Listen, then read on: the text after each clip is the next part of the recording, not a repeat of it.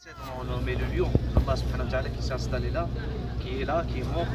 Vous savez l'histoire, lorsqu'il est mort, le prophète alayhi salam, il a trouvé du chagrin, au point c'est qu'il a tué Hind, etc., qui a tué le prophète alayhi salam, et tellement qu'il avait du chagrin, il a dit je vais tuer 70 personnes dès l'heure.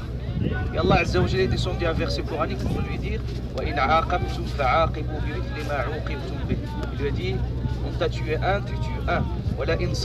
Si vous patientez, donc ici vraiment tous les sahaba vraiment qui sont morts donc Inch'Allah c'est à nous de faire notre témoignage et quand on rentre dans un cimetière on dit comme il nous a enseigné le prophète mais en particulier ces gens là qui ont fait du sacrifice et qui ont fait du temps.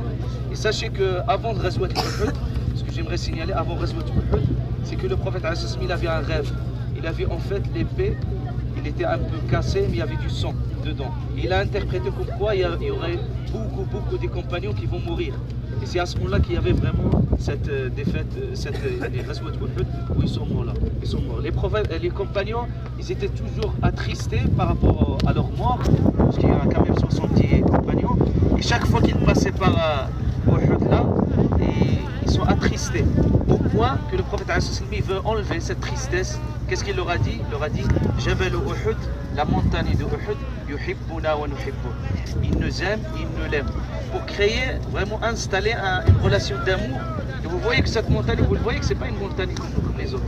Donc à ce moment-là, les compagnons vraiment ils ont essayé de dépasser en fait cette défaite-là qui restait beaucoup longuement, etc. dans leur mémoire. Et surtout le Coran, lorsqu'il est descendu, mais ça a permis au moins de se reconstruire et aussi de repartir. Donc Inch'Allah ici au cimetière, on dit comme il nous a enseigné le prophète Allahumma dara qawmin mu'minin antum sabiqun wa inna